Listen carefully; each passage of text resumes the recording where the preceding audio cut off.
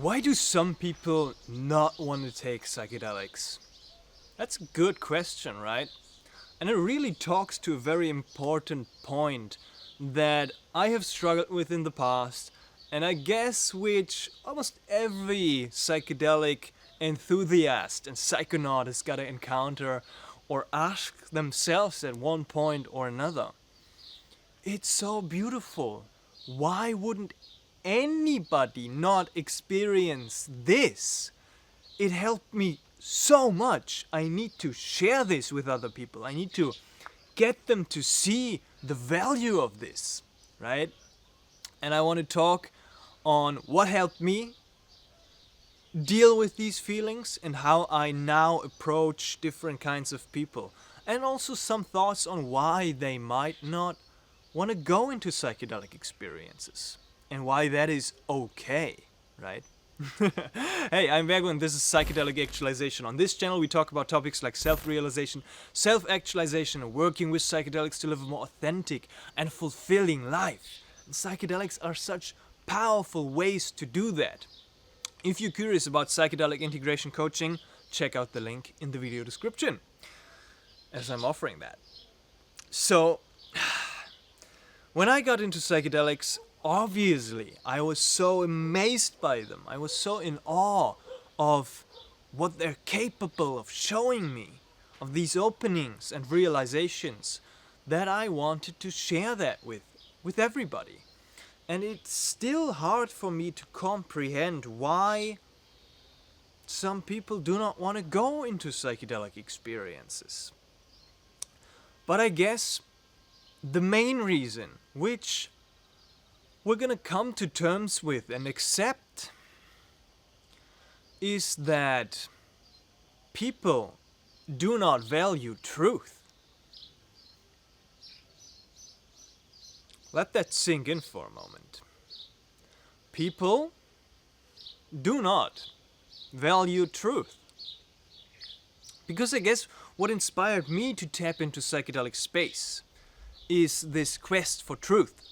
Getting to know myself, getting to know reality, exploring the mystery of consciousness, right? Some people also do use psychedelics as a form of escaping life. And that's a whole different topic, right? To escape into psychedelic space. But for me, it was truth that I was seeking. And it's difficult for my mind to wrap my mind around the notion that some people do not value truth, right? They do not want to know the truth about themselves. And this not wanting to connect to themselves, not looking at their traumas or at reality, at the mystery of consciousness, at their religious beliefs, not wanting to dig deeper into that,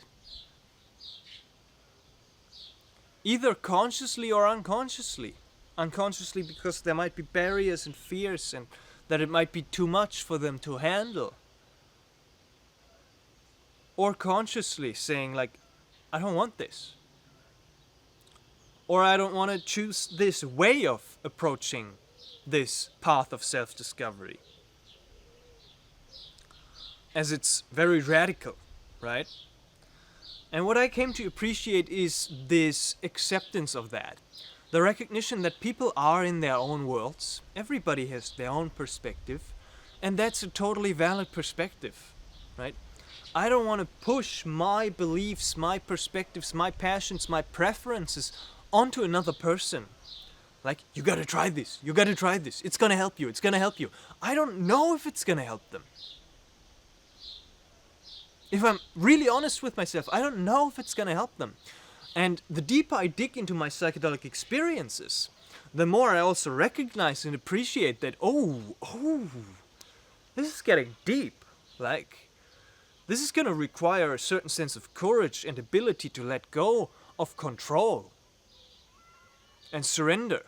Otherwise, it's going to get risky, right? And when I interact with people, I get the sense and I appreciate that they might not be able or willing or ready to let go of control. a lot of people I talk to who are good friends of mine who are not into psychedelics, have never tried them, and do not plan to try them, are like, I'm not ready to let go of control. This is gonna change my consciousness. This is gonna change my field of perception and awareness and give me a new perspective on things.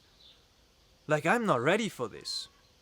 Even though there might be a therapeutic value in that. Like, I know that I'm not ready to let go of control. And also, I don't really feel like working on opening myself up to practice letting go of control. That's okay, right? What can I do about that? Even though these people are dear to my heart,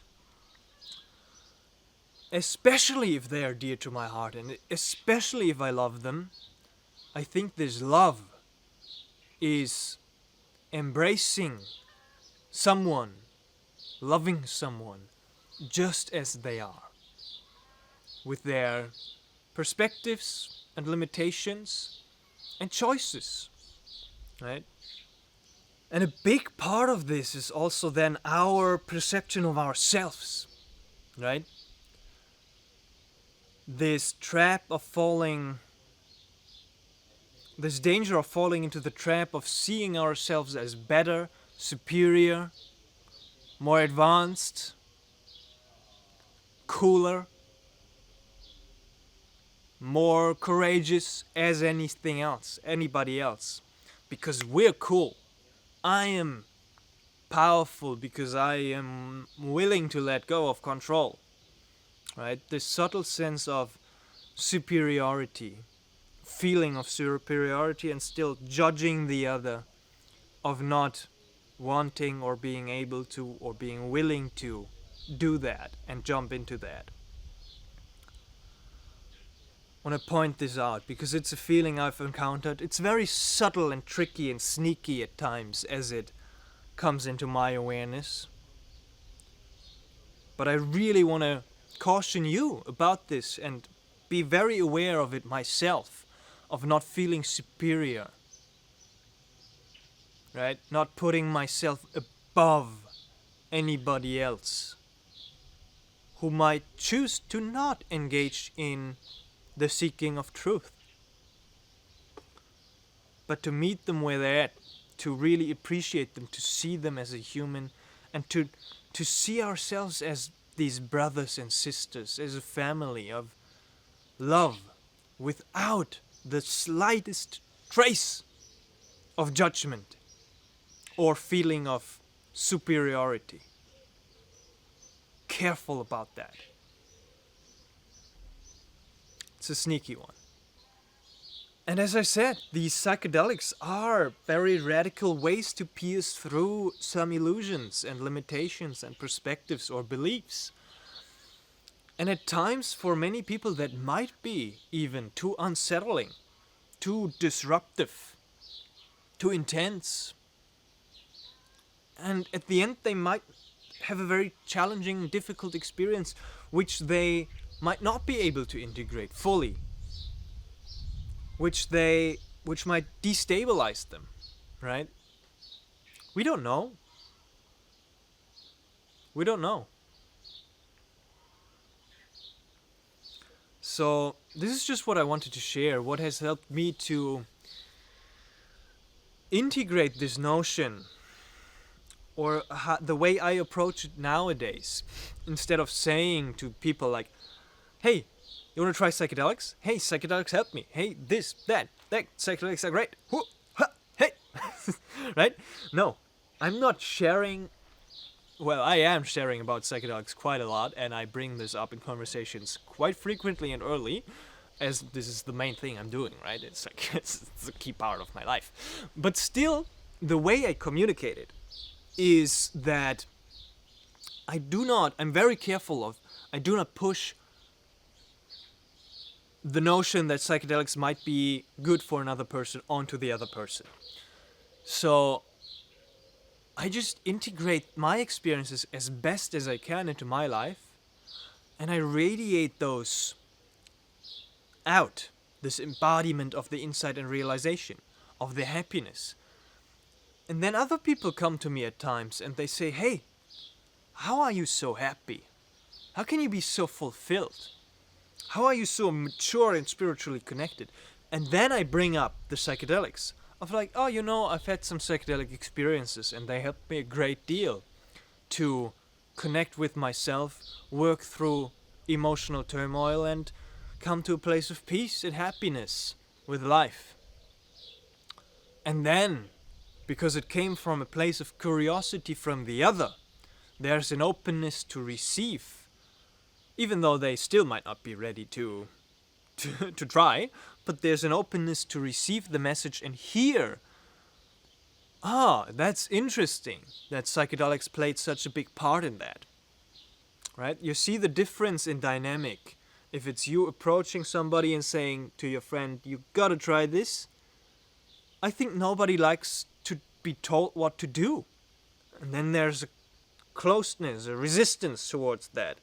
Just the beginning of that conversation. And then on top of that, they might not be valuing truth instead of having this openness. And still, I want to end this with this full circle of this difficult appreciation, right? That most humans do not value truth. And this way of approaching truth through intense radical breaking down of everything in intense psychedelic space. To recognize this, to appreciate this. That people value their illusions. And I do at times as well. Hopefully a bit more consciously and with a bit more awareness.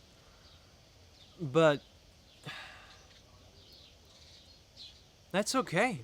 That people value their depression, hold on to their mental struggles, hold on to their unconscious way of being and behaving and all of these unhealthy habits.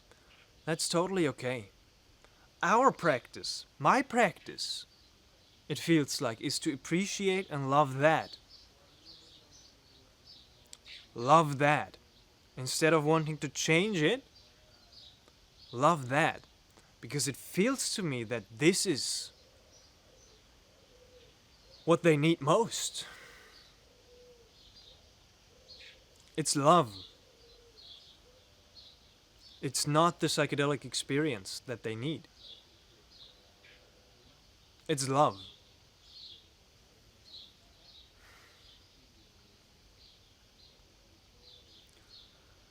I think there have been more thoughts around this.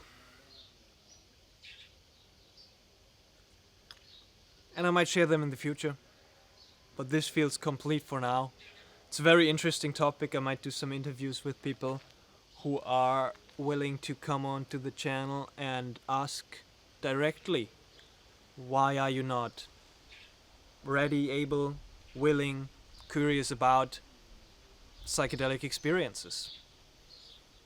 And I guess this is a powerful approach I found for myself. Be curious. Just try to understand them with a sense of compassion. Why are you not willing or able or curious about this? Okay. Now I understand. Thank you. So thank you very much for watching. Much love.